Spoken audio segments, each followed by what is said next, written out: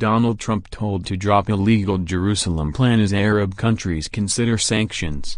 Foreign ministers from Arab countries have branded the decision to move the U.S. Embassy to Jerusalem as a dangerous violation of international law. The Arab League said, the decision has no legal effect. It deepens tension, ignites anger and threatens to plunge region into more violence and chaos. The foreign minister of Lebanon Gebran Bassil called for the nations to consider economic sanctions against the U.S. Mr. Bassil said, preemptive measures must be taken. Beginning with diplomatic measures, then political, then economic and financial sanctions. The League vowed to pressure the United Nations to reject Trump's move in a resolution from the Security Council. President Trump took the decision to formally recognize Jerusalem solely as the capital of Israel by moving the U.S. Embassy there from Tel Aviv.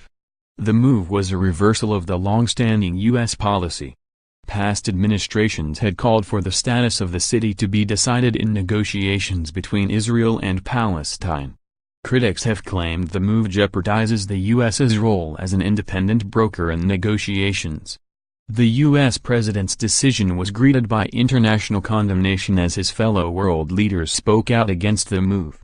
A day of rage was called in Palestine with protests held across the world, including the UK. Rockets fired towards Israeli settlements from Gaza were met with retaliatory airstrikes.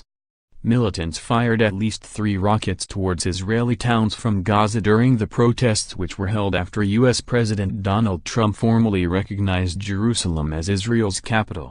Israel's military said in a statement, IAF, Israeli Air Force, aircraft targeted 4 facilities belonging to the Hamas terror organization in the Gaza Strip, 2 weapons manufacturing sites, a weapons warehouse, a military compound. A Hamas source confirmed the 2 men killed in the strikes belonged to the group which urged Palestinians to keep up the confrontation with Israeli forces. 2 other Palestinians were killed and scores injured on Friday during clashes with Israeli troops on the Gaza border and the West Bank. The status of Jerusalem has been one of the biggest obstacles to a peace agreement between Israel and the Palestinians. Israel considers all of Jerusalem to be its capital. Palestinians want the eastern part of the city as the capital of a future independent state of their own.